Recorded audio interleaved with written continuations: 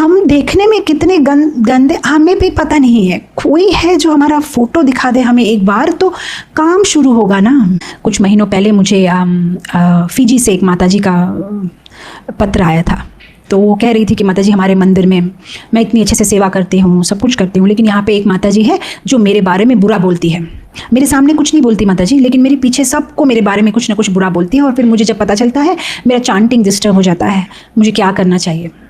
मैंने कहा सबसे पहले जाके जो माताजी तुम्हारी बुराई करती है उसको प्रणाम करो और धन्यवाद कहो, और उससे कहो कि माताजी आपको जो मुझ में दोष दिख रहा है, जो मुझे नहीं दिख रहा है, जो आपको दिख रहा है, अगर आप उसके बारे में दूसरों को बताएंगे तो लाभ नहीं है, क्योंकि चेंज तो मुझ में आना है ना, परिवर्तन।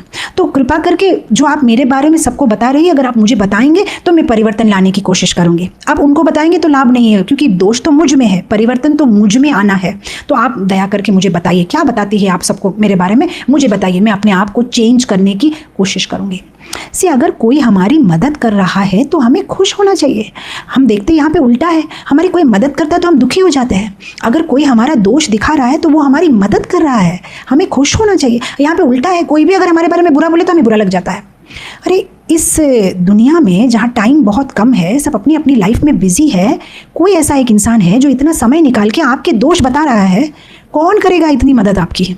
हम ये जो संसार में फंसे हुए हैं, जन्म के बाद जन्म, जन्म के बाद जन्म, किस लिए फंसे हुए हैं? मिथ्या अहंकार। और ये माताजी इतनी आपकी बुराई करके आपका जो मिथ्या अहंकार है उसका नाश कर रही है। हमारा जो मिथ्या अहंकार है ना कि मैं परफेक्ट हूँ, मैं बहुत अच्छी हूँ, मैं ऐसे हूँ, कितना कुछ हमारा मिथ्या अहंकार है, और ये इतना मदद कर रही है, हमारी मिथ्या अहंकार का नाश कर रही है कि आप अच्छे नहीं हैं। तो क्या होगा? धीरे धीरे ये अहंकार हमारा चला जाएगा, और अगर अहंकार अगर हमारा खत्म हो गया तो हम गोलोक धाम जा पाएंगे। तो ये हमारी मदद कर रहे हैं, लेकिन हमें बुरा लगता है। आत्मनिरीक्षण करना बहुत मुश्किल है।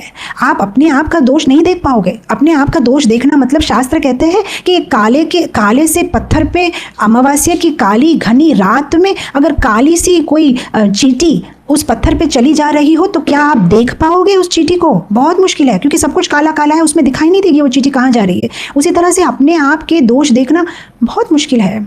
हमें तो लगेगा हम ठीक ही है, हमारे में क्या दोष है, हमें तो ऐसा ही लगेगा कि हम सर्वगुण संपन्न हैं। लेकिन कोई हमारा दोष बता रहा है कि आप में ये प्रॉब्लम है, तो हमें तो खुश होना चाहिए। तो विनयी होना है हमें। अपने आप के दोष समझना मुश्किल है। मुझे याद है कुछ साल पहले मैंने एक बहुत इंटरेस्टिंग आर्टिकल पढ़ा था।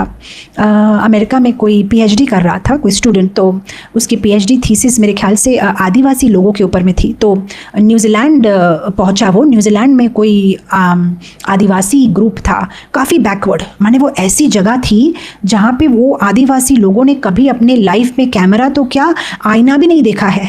तो ये जब वहाँ स्टडी करने गया तो पोलराइड कैमरा लेके गया था। तो पोलराइड कैमरा में ना आप फोटो लेके तो साथ साथ में वो पिक्चर भी आ जाएगा कैमरा के बाहर।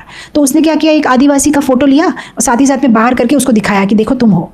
अब ज़्यादा तो उसकी भाषा बोल नहीं पाए, लेकिन वो बोलता है कि मैं नहीं हूँ, मुझे विश्वास नहीं हो रहा है। और वो इतनी बैकवर्ड जगह थी कि वहाँ पे जो पानी भी बहता है ना, वो पानी भी बहता हुआ है, मतलब स्थिर पानी नहीं है। पानी अगर स्थिर हो तो आप अपना प्रतिबिंब देख पाते हो, बहते हुए पानी में आप नहीं देख पाओगे।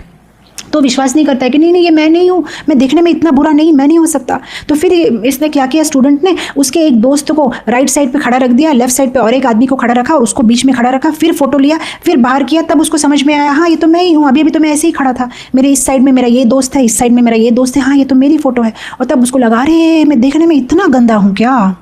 बस यही है, हम देखने में कितने गंदे हमें भी पता नहीं है। कोई है जो हमारा फोटो दिखा दे हमें एक बार तो काम शुरू होगा ना। आज अगर मुझे पता है कि मुझ में ये प्रॉब्लम है तो मैं इस पे काम करना शुरू करूँगी। अच्छा, अगर मुझे आज पता है कि यहाँ कोई फुंसी है तो मैं इस पे काम करना शुरू करूँगी, बर्फ़ लगाऊंगी, क्रीम लगाऊंगी। मुझे पता ही नहीं है कि यहाँ पे फुंसी है तो मैं शुरू कैसे करूँगी काम? तो कोई अगर हमारा दोष बता रहा है, मतलब वो हमारा शुभ चिंतक है, हमें बता रहा है कि ये आप में प्रॉब्लम है, तो हम इस पर काम कर सकते हैं। We can start working on this. कभी कभी ना हमारे मुंह से बास आती है, लेकिन हमें पता नहीं चलता। कभी कभी अगर आपका पाचन खराब हो ना, डाइजेस्ट नहीं हुआ हो खाना, या कभी कोई टूथ में डीके है, या आपका हेल्थ प्रॉब्लम है, बुखार है, तो मुंह से बास आती है। लेकिन आपको कभी नहीं पता चलेगा कि मुंह से बास आ रही। आपके जो आसपास के लोग हैं जो आपके साथ बात करते हैं ना, उन्हें पता चलता है कि आपके मुंह से बास आती है, लेकिन कभी कभी वो बताते नहीं हैं क्योंकि आपका अपमान हो जाएगा। कभी कोई आपका बहुत क्लोज फ्रेंड होगा ना, आपका शुभ चिंतक, तो बोलेगा कि मुँह से स्मेल आ रही है, और फिर आप बोलोगे अच्छा ओ मुँह से स्मेल आ रही है, अच्छा मैं अभी जाके थोड़ा लिस्टरीन या थोड़ा माउथ वॉश करके आता हूँ।